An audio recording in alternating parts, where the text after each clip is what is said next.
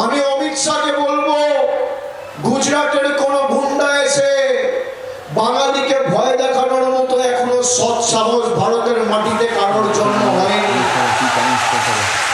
আর আপনার যদি বুকের পাটা থাকে আর আপনি যদি বাপের বেটা হন, 4 তারিখ দুপুরে কলকাতার বাংলায় থাকবেন, 12টার পর দেখা হবে অমিত শাহ, কথা দিয়ে যাচ্ছে। আমি কথা দিচ্ছি আপনাকে, এবার খালি রবীন্দ্রসঙ্গীত নয়, বিভিন্ন ব্লকে যারা যে ভাষায় বোঝে অভিষেক বন্দ্যোপাধ্যায় সে ভাষায় জবাব দিতে জানে।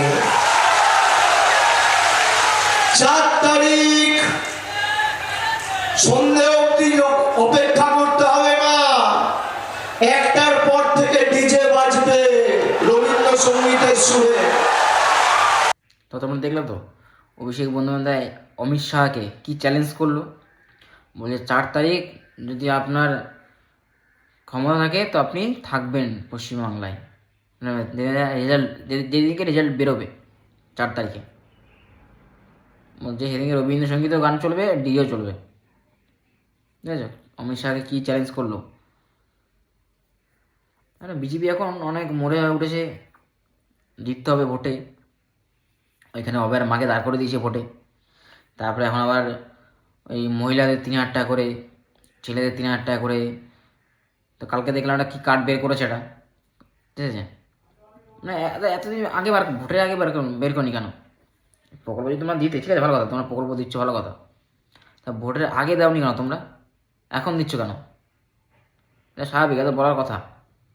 তোমাদের 70টা না কতটা এমপি আছে, এমএলএ আছে, তাহলে এতদিন তোমরা দাওনি কেন? এখন ভোটের মুখে এসে এখন বলছো এই দেবো সেই দেবো, এই ভাতা দেবো। দাও, ভালো কথা, প্রত্যেকটা পার্টির কম বেশি ভাতা দিচ্ছে, ঠিক আছে, দেওয়া উচিত। কিন্তু তোমরা এটা ভোটের আগে দিলে না কেন? এখন ভোটের মুখে দিচ্ছ কেন? আগে দিতে, তাহলে সবাই বলতো না ঠিক আছে ভোটের আগে দিয়েছে। এখন ভোটের মুখে এসে দিচ্ছ, তবে বিহারের মতন অবস্থা হবে। ওই 10,000 টাকা দিয়ে বলছে টাকা ফেরত দিতে হবে না, কেস করে দেবো, এইরকম দশা হচ্ছে এইটা বিজেপি পশ্চিমবাংলায়।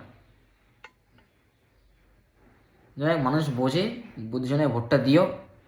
ভোট যার যার ব্যক্তিগত ব্যাপার, আমি প্রত্যেকটা ভিডিওতেই বলি, ভোট যার যার ব্যক্তিগত ব্যাপার, ভোট কে কোথা দেবে তার নিজের ব্যক্তিগত ব্যাপার। যাই হোক, ভিডিওটা ভালো লাগে লাইক কমেন্ট আর চ্যানেলটা সাবস্ক্রাইব করো এরকম ভিডিও দেখতে হলে। আর তোমাদের সাথে দেখা হবে নেক্সট ভিডিওতে। টাটা বন্ধুরা, বাই বাই।